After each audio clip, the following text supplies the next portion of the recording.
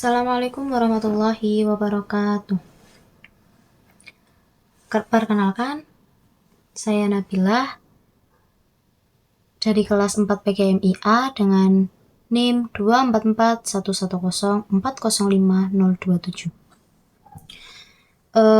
Di sini saya akan membuat video untuk memenuhi tugas UAS Metodologi Studi Islam, yang mana nantinya di sini saya akan membahas tentang pengertian metodologi studi Islam baik secara istilah maupun secara bahasa. Kemudian yang kedua nantinya di sini saya akan membahas tentang 5 pondasi Islam, yaitu ada syahadat, sholat, puasa, zakat, dan haji. Serta mengenai pertanyaan, apakah seseorang masih bisa dikatakan muslim ketika seseorang itu tidak dapat memenuhi dari 5 pondasi tadi. Kemudian yang terakhir itu di sini saya akan membahas tentang alasan mengapa seseorang ini harus percaya Tuhan yang berdasarkan dengan dalil nakli maupun dalil akli. Langsung saja untuk pembahasan yang pertama, yaitu pengertian metodologi studi Islam, baik secara bahasa maupun secara istilah. Baik, pengertian metodologi studi Islam secara bahasa ataupun etimologi, nantinya di sini kita akan membahas secara terpisah, baik itu dari pengertian metodologi itu sendiri, kemudian pengertian studi itu sendiri, dan kemudian dari pengertian Islam itu sendiri. Pengertian metodologi secara bahasa yaitu berasal dari 2 kata. Yang pertama itu ada metodos, yaitu dari bahasa Yunani yang berarti jalan atau cara. Kemudian logos. Logos itu merupakan suatu ilmu atau kajian. Jadi, metodologi sendiri itu merupakan suatu kajian tentang cara atau jalan. Untuk pengertian dari kata studi itu sendiri yang berarti yaitu suatu pembahasan atau suatu kajian sistematis. Sedangkan Islam itu merupakan suatu agama yang diturunkan kepada Nabi Muhammad sebagai penutup agama-agama sebelumnya, gitu. Jadi dapat disimpulkan secara bahasa, pengertian dari metodologi studi Islam merupakan suatu kajian tentang cara atau metode mempelajari Islam secara sistematis. Selanjutnya yaitu pengertian dari metodologi studi Islam secara istilah atau terminologis. Pengertian studi Islam secara istilah yaitu merupakan suatu usaha sadar dan sistematis untuk mempelajari hal-hal yang berhubungan dengan agama Islam menggunakan pendekatan-pendekatan ilmiah, kritis, historis, dan pendekatan empiris. Setelah kita memahami tentang pengertian-pengertian metodologi studi Islam, baik itu secara istilah maupun secara bahasa, selanjutnya kita itu akan membahas tentang ruang lingkup dari metodologi studi Islam itu sendiri. Ruang lingkup dari metodologi studi Islam itu sendiri, yang pertama itu Islam sebagai doktrin, yaitu sebagai kepercayaan yang absolut. Jadi Islam ini dapat dikatakan kepercayaan yang nyata, gitu. Selanjutnya yaitu Islam sebagai gejala budaya atau kreasi manusia berdasarkan agama. Selanjutnya ruang lingkupnya yang terakhir itu ada Islam sebagai interaksi sosial, yaitu praktik dalam masyarakat. Jadi melalui agama Islam ini, masyarakat diajarkan untuk melakukan praktik interaksi sosial antar hubungan masyarakat yang satu dengan masyarakat yang lainnya, mungkin bisa dengan kegiatan yang dilakukan di masyarakat, semisal kayak kerja bakti ataupun lain sebagainya gitu. Kemudian setelah kita mengetahui pengertian ruang lingkup dari metodologi studi Islam itu sendiri, selanjutnya kita itu akan membahas tentang urgensi metodologi studi Islam atau pentingnya metodologi studi Islam bagi kehidupan. Yang pertama, urgensi yang pertama itu sebagai landasan ilmiah untuk memahami ajaran. Kemudian yang kedua, menguatkan akidah dan syariah. Jadi dengan kita bisa mempelajari metodologi studi Islam, di sini akidah kita itu dapat dibimbing, dapat dilatih, dapat dituntun untuk bisa menjadi lebih baik, bisa menjadi yang bagus begitu. Kemudian urgensi yang ketiga itu membentuk pribadi yang utuh, rasional, dan kontekstual.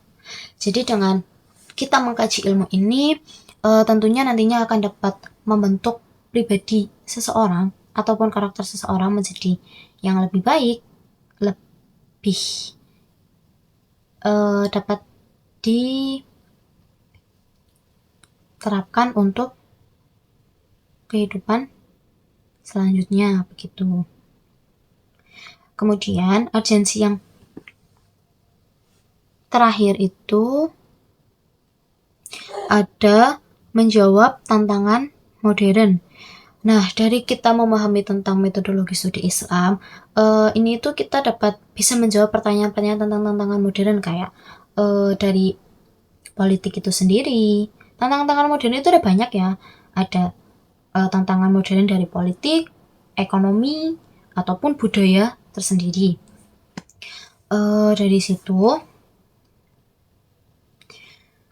dengan kita mempelajari ini, kita dapat menjawab pertanyaan-pertanyaan tentang tantangan modern ini.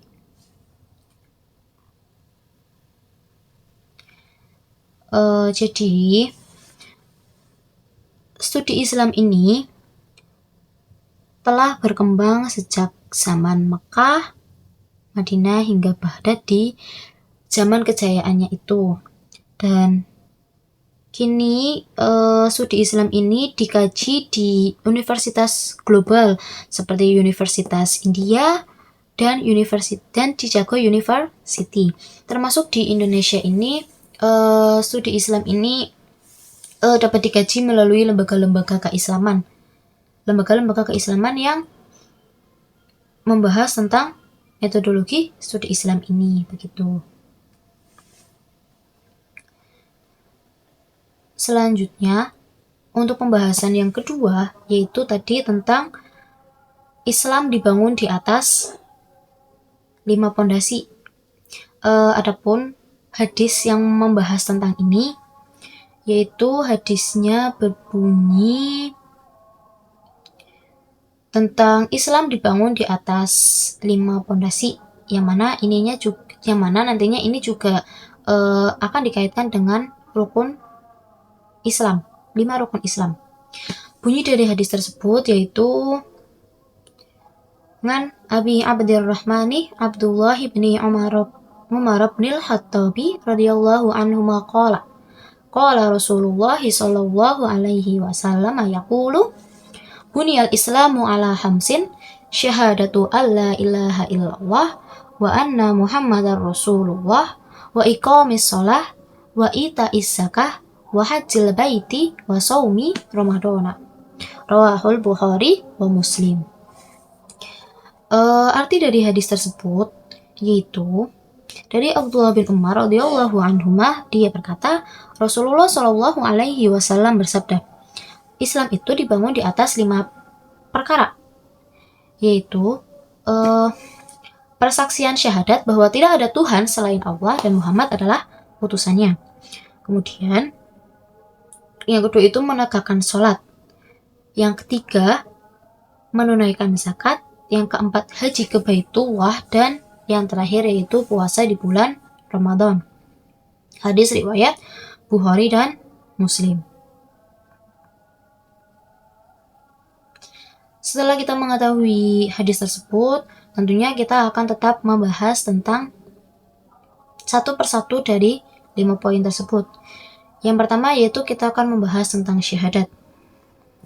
Syahadat ini merupakan landasan paling utama, yang mana syahadat ini bunyinya asyhadu an la ilaha illallah wa asyhadu anna muhammadar rasulullah, yang artinya aku bersaksi bahwa tidak ada Tuhan selain Allah dan Muhammad adalah utusan Allah. Syahadat ini merupakan suatu pintu utama atau pondasi utama bagi seorang muslim. Dan apabila ketika ada seseorang yang tadinya mungkin beragama Kristen, kemudian dia ingin berpindah ke agama Islam, maka orang tersebut itu diwajibkan untuk mengucapkan 2 kalimat syahadat tersebut. Kemudian ketika seseorang yang tadinya bukan beragama muslim ingin mengucapkan kalimat syahadat tersebut, juga pastinya ada ketentuan syarat yang berlaku.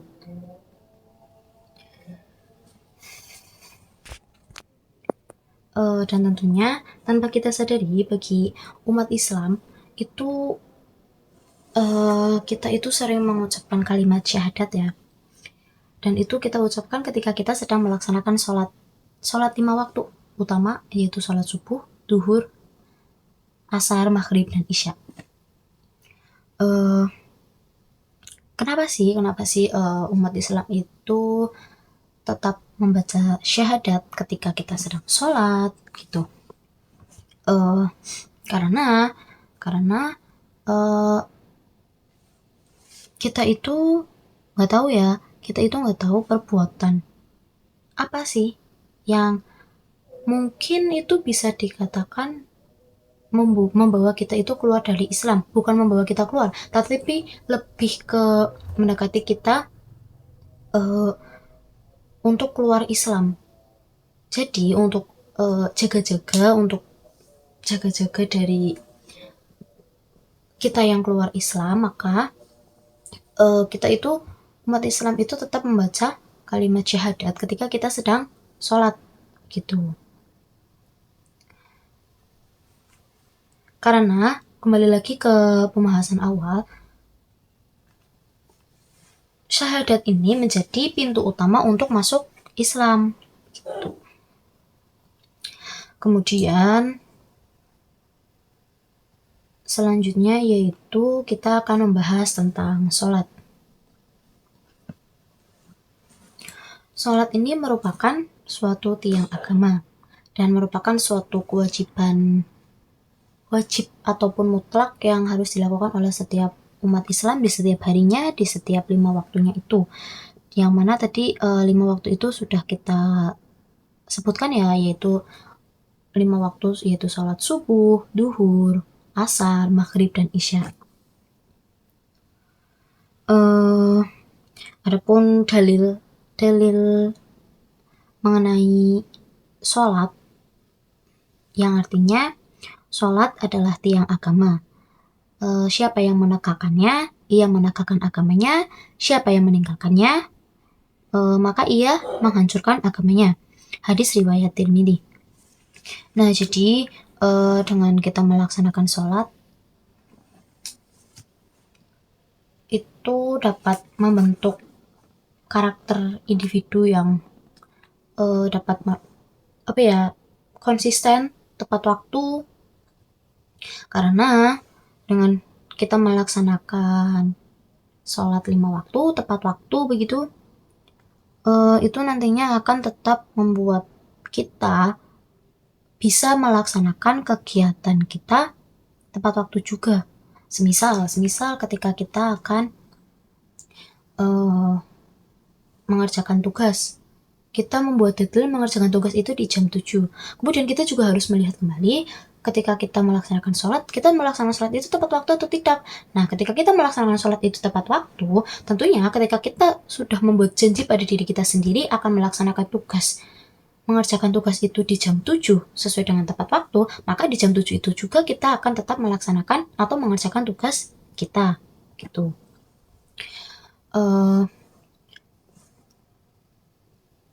Adapun quotes tentang bagi siapa yang memperbaiki sholatnya, maka Allah itu juga akan memperbaiki segala urusannya yang ada di dunia.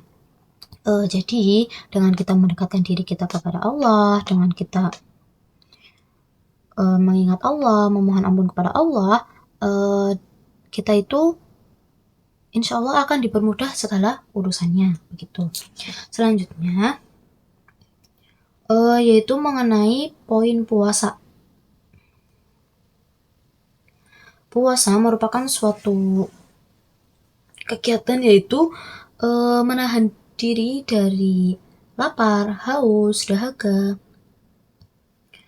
dan juga hawa nafsu dari terbit fajar hingga terbenamnya matahari. Dengan puasa ini dapat melatih diri kita untuk menjadi lebih bertakwa, dapat mengendalikan diri dari hawa nafsu, dan memiliki rasa empati yang tinggi. Adapun dalil mengenai puasa, yaitu terdapat pada Quran surah Al-Baqarah ayat 183 yang bunyinya, A'udzubillahi minasyaitonirrajim. Ya ayyuhalladzina amanu kutiba alaikumusyamu kama kutiba alal ladzina min qablikum la'allakum tattaqun. Yang artinya, hai orang-orang yang beriman, diwajibkan kepadamu puasa sebagaimana diwajibkan kepada orang-orang sebelum kamu agar kamu menjadi lebih bertakwa. Puasa ini juga dibagi menjadi dua, yaitu ada puasa wajib dan puasa sunnah. Puasa wajib ini yaitu merupakan puasa di bulan Ramadan.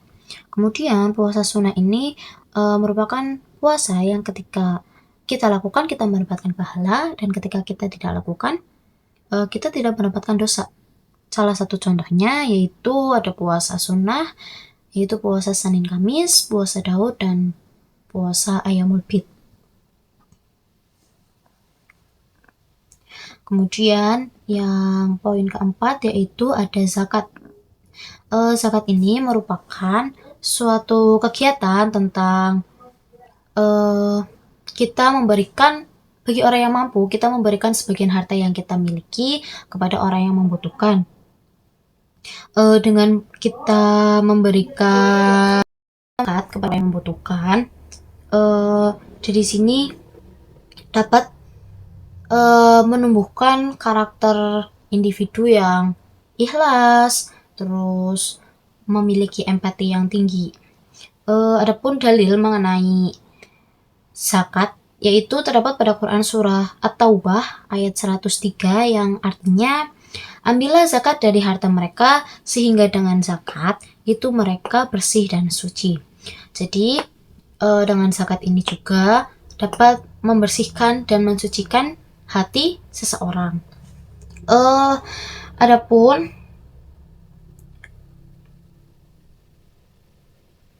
beberapa golongan yang dapat menerima zakat. Yang pertama yaitu ada fakir. Fakir itu merupakan orang yang tidak memiliki harta ataupun pekerjaan sama sekali, yang mana dia ini tidak dapat memenuhi kebutuhan hidupnya seperti papan, sandang, dan pangan. Kemudian ada miskin, yaitu orang yang memiliki harta atau pekerjaan, namun di sini itu dia tidak dapat memenuhi kebutuhan dasar dari hidupnya, sama seperti tadi, yaitu papan, sandang, dan pangan untuk kriteria dari kebutuhan hidup mereka itu sendiri. Kemudian ada amil. Amil itu orang yang mengumpulkan zakat, yaitu orang yang dipekerjakan untuk mengumpulkan, mendata, dan membagikan zakat. Seperti Di Indonesia ini ada yang namanya Basnas dan Lazismu, begitu. Kemudian ada mu'alaf, yaitu mu'alaf itu orang yang baru masuk Islam dan imannya ini masih sangat lemah. Jadi dengan zakat ini dapat memantapkan hatinya dan keimanannya untuk tetap berada di agama Islam. Kemudian ada rikob. Rikob itu hamba sahaya, yaitu budak yang dijanjikan merdeka oleh tuannya setelah melunasi tebusan. Zakat ini juga dapat dipergunakan untuk memerdekakan mereka, begitu. Kemudian itu ada ghorimin, yaitu orang yang terlilit hutang, yaitu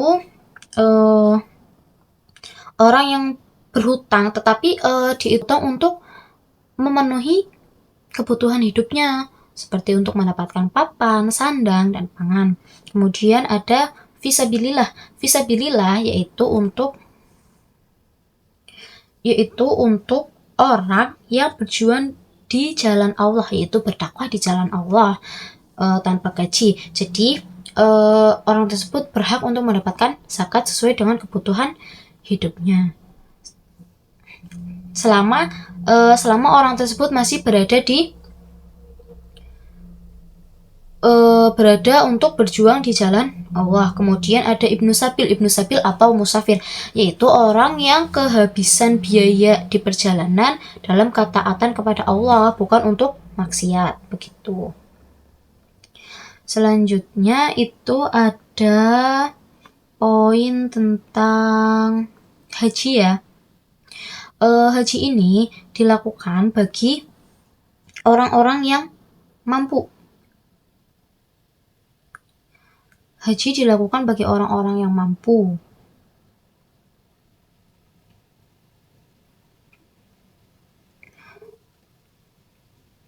Adapun dalil mengenai haji yaitu terdapat pada Quran surat Ali Imran ayat 97 yang berarti berhaji kepada Allah adalah kewajiban bagi siapa yang mampu menempuh perjalanan ke Baitullah. Jadi begini, haji bagi orang yang mampu ini merupakan suatu kewajiban bagi orang yang mampu. Tetapi ketika orang yang mampu itu akan melaksanakan haji, orang tersebut juga perlu untuk memperhatikan lingkungan sekitarnya. Ketika di dalam lingkungan mereka itu masih terdapat orang-orang yang lebih membutuhkan bantuan, maka orang yang akan haji tersebut dianjurkan dan sebaiknya itu untuk membantu orang yang membutuhkan tersebut atau memberikan sebagian hartanya, begitu. Karena haji ini merupakan suatu ibadah sunnah, gitu. Haji ini juga merupakan suatu ibadah fisik dan finansial yang dapat menghancurkan egosentrisme ya teman-teman. Kemudian untuk menjawab pertanyaan mengenai apakah seseorang ini dapat dikatakan muslim jika dari orang tersebut tidak memenuhi 5 pondasi tadi, yaitu ada syahadat, sholat, puasa, zakat, dan haji. Seperti halnya dengan tadi ya, syahadat ini merupakan suatu kunci utama bagi seseorang dapat dikatakan muslim. Jadi, tanpa seseorang tersebut mengucapkan kalimat syahadat, maka orang tersebut tidak dapat dikatakan bahwa ia itu seorang muslim. Tetapi, ketika seseorang tidak melaksanakan sholat, puasa, zakat, dan haji tanpa alasan yang syar'i, maka orang tersebut itu masih bisa dikatakan muslim, tetapi orang tersebut juga tetap mendapatkan dosa yang sangat besar. Jadi dapat disimpulkan dari pembahasan tentang 5 pondasi tadi, sebenarnya 5 pondasi tadi itu sangat penting bagi umat Islam, tetapi dapat diambil 2 garis besar dari 5 poin tadi, bahwa yang lebih penting itu merupakan syahadat dan sholat. Karena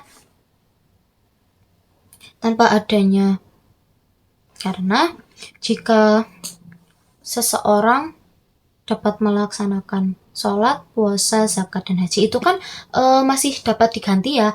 Jadi ketika seseorang tidak dapat melaksanakan puasa, maka orang tersebut dapat menggantinya dengan mengganti puasa di hari lain ataupun mengganti dengan fidyah. Kemudian ketika zakat itu kan hanya dikhususkan bagi orang-orang yang mampu. Nah, kemudian untuk haji sendiri juga tetap dikhususkan bagi orang-orang yang mampu. Jadi itu mengapa dari 5 poin tadi dapat disimpulkan ada 2 poin utama yang wajib dikerjakan oleh umat Islam. Nah, untuk di sini saya memiliki ilustrasi mengenai 5 pondasi tadi. Kita anggap spidol ini sebagai tiangnya.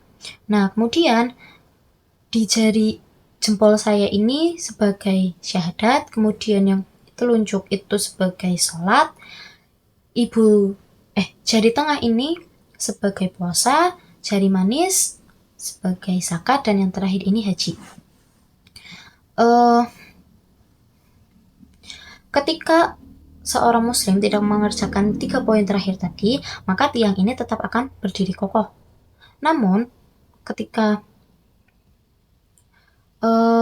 seorang muslim itu tidak melaksanakan sholat, kita lepas sholat ini, maka tiang ini pun akan jatuh. Jadi kita tetap lagi fokus ke poin yang kedua, yaitu sholat merupakan suatu tiang agama. Gitu. Baik, memasuki pembahasan yang terakhir, yaitu mengenai mengapa seseorang itu harus percaya dengan Tuhan ataupun Allah berdasarkan dalil nakli dan dalil akli. Untuk berdasarkan dalil nakli, yaitu merupakan wahyu Allah berupa Al-Quran, dijelaskan dalam Al-Quran surat An-Nisa ayat 1 yang artinya, dan di antara keajaiban Tuhan kamu adalah Dia menciptakan kamu dari diri yang satu, lalu Dia pasang bagi kamu pasangan, dan bagi kamu Dia jadikan dari pasangan itu anak-anak dan cucu-cucu, dan Dia berikan kepada kamu dari segala yang baik. Jika kamu beriman kepadanya, kamu akan mendapatkan kebaikan. Dan ada satu lagi dalilnya, yaitu terdapat pada Quran surah Al-Baqarah ayat 255 yang artinya, Allah tidak ada Tuhan selain Dia yang maha hidup, yang maha berdiri sendiri. Dalil nakli ini merupakan wahyu Allah yang menjadi sumber kebenaran yang mutlak.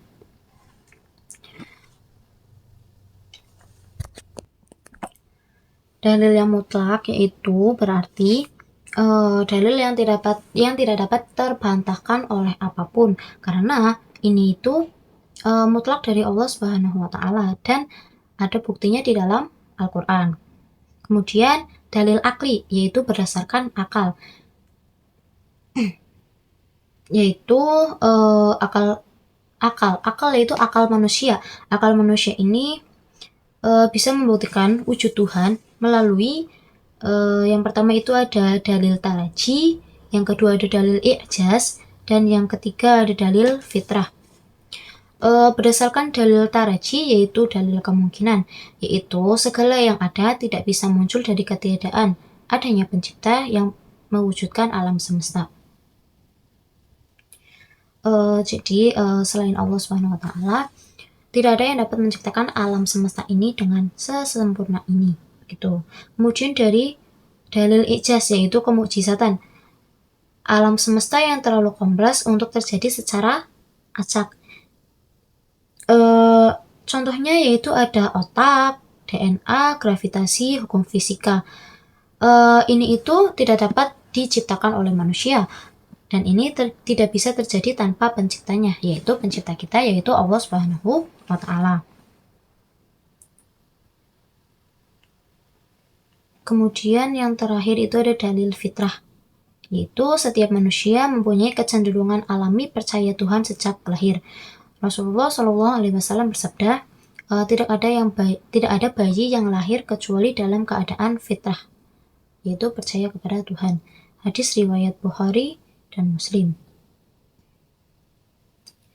Jadi kesimpulan dari dalil nakli dan akli, yaitu dalil nakli merupakan wahyu Allah, yaitu Al-Quran dan hadis, yang mana itu contohnya itu adalah dengan Allah menciptakan alam semesta. Kemudian dalil akli yaitu akal, logika, dan fitrah.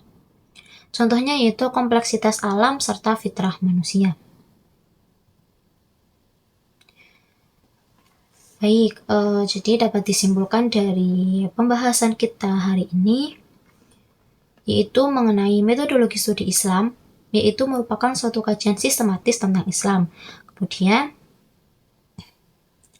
5 pondasi Islam, yaitu syahadat merupakan suatu kunci, kemudian sholat, puasa, zakat, dan haji.